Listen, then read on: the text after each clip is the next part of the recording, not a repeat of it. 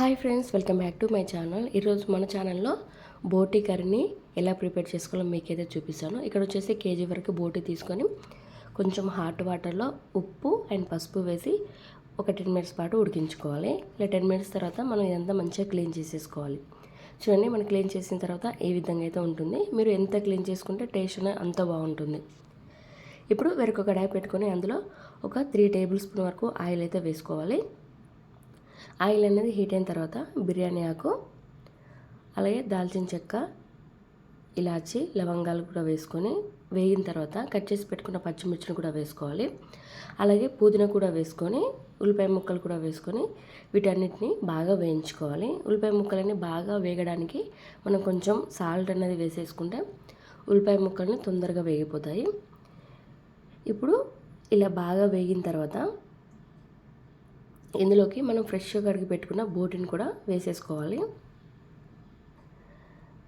చూడండి, మనకు ఇంత నీట్గా అనేది బోట్ అయితే ఉండాలి. కొంచెం టైం అనేది ఎక్కువనే పడుతుంది. క్లీనింగ్ ప్రాసెస్ వండడం అయితే కొంచెం ఈజీనే. చూడండి, ఇప్పుడు ఉల్లిపాయ ముక్కలు బాగా వేగిపోయాయి కదా, మనం ఫ్రెష్గా కడిగి పెట్టుకున్న బోటిని కూడా వేసేసుకొని ఒకసారి అయితే బాగా కలిపేసుకోవాలి. ఇలా కలిపేసుకున్న తర్వాత ఒక 5 మినిట్స్ పాటు అయితే మీడియం ఫ్లేమ్లో ఉడికించుకోవాలి. కొత్త వాళ్ళు కనుక నా ఛానల్ని చూసినట్టయితే ఫస్ట్ టైం చూసిన వాళ్ళైతే ప్లీజ్ నా ఛానల్ని లైక్ చేయండి, షేర్ చేయండి. ఇలాంటి మంచి మంచి వీడియోస్ కోసం నా ఛానల్ని ఇప్పుడే సబ్స్క్రైబ్ చేసుకోండి. అలాగే పక్కన ఉన్న బెల్ ఐకాన్ని ప్రెస్ చేసినట్టయితే నేను ఏ వీడియో పెట్టినా మీకు నోటిఫికేషన్ అయితే వస్తుంది. చూడండి, మనకైతే బాగా అయితే ఆయిల్లో బాగా ఫ్రై అయిపోయాయి కదా. ఇప్పుడు ఇందులోకి ఒక 1 టేబుల్ స్పూన్ వరకు అల్లం వెల్లుల్లి పేస్ట్, అలాగే కొంచెం పసుపు కూడా వేసుకొని అల్లం అనేది పచ్చివాసన పోయే వరకు అయితే కలిపేసుకోవాలి. మనం అల్లం వేసినప్పుడు ఎప్పుడైనా స్టవ్ అనేది సిమ్లో ఆర్ మీడియం ఫ్లేమ్లో ఉంచాలి. హైలో ఉంచినట్టయితే అల్లం అనేది తొందరగా మాడిపోయే చాయిస్ అయితే ఉంటుంది. కాబట్టి టేస్ట్ అనేది అంత అయితే బాగుండదు. మీరు అల్లం వేసిన ప్రతిసారి అయితే సిమ్లో పెట్టేసుకొని ఒకసారి అయితే బాగా కలిపేసుకోండి. ఇప్పుడు ఇది ఉడికేలోపు మనం వేరొక పేస్ట్ని అయితే తయారు చేసేసుకుందాం. ఇక్కడ వచ్చేసి ఒక మిక్సీ గిన్నె తీసుకొని అందులో కట్ చేసి పెట్టుకున్న టమాటాలు, అలాగే కొంచెం ఎండు కొబ్బరి కూడా వేసుకొని మిక్సీ పట్టేసుకోవాలి. చూడండి, మనకు బోట్ అనేది ఇంకా మంచిగా దగ్గరికి ఫ్రై అయిపోయింది కదా. ఇప్పుడు మనం మిక్సీ పట్టుకున్న టమాటా పేస్ట్ని కూడా ఇందులోకి అయితే వేసేసుకోవాలి. ఇలా మొత్తం వేసేసుకొని ఒక 1 టేబుల్ స్పూన్ వరకు సాల్ట్ అయితే వేసేసుకోవాలి. సాల్ట్ కూడా వేసేసుకొని ఒకసారి అయితే బాగా కలిపేసుకోవాలి. ఎందుకంటే మనం పచ్చి టమాటా డైరెక్ట్ వేసాం కాబట్టి కొంచెం పచ్చి వాసన అనేది ఉంటుంది. కాబట్టి ఇలా వేసుకున్న తర్వాత ఒకసారి బాగా కలిపేసుకొని ఒక 2 మినిట్స్ పాటు అయితే బాగా కలిపేసుకుంటూ ఉడికించుకోవాలి.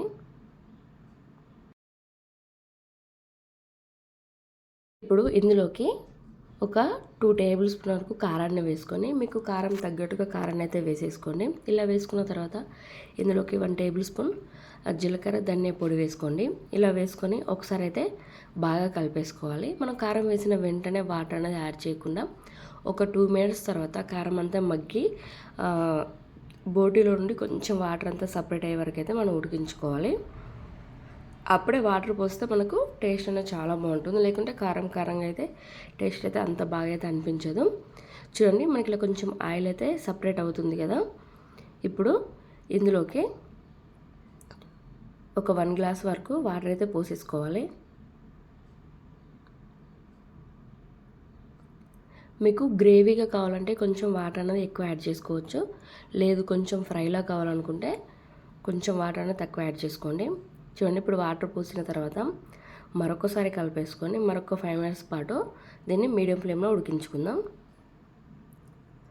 5 మినిట్స్ తర్వాత లాస్ట్లో 1 టేబుల్ స్పూన్ వరకు గరం మసాలా, పైన కొంచెం కొత్తిమీర వేసుకొని ఒకసారి కలిపేసుకొని స్టవ్ అనేది ఆఫ్ చేసుకుంటే మనకు ఎంతో టేస్ట్గా ఉన్న బోటి కర్రీ అనేది రెడీ అయిపోతుంది. ఇలా ట్రై చేయండి, టేస్ట్ అనేది చాలా బాగుంటుంది.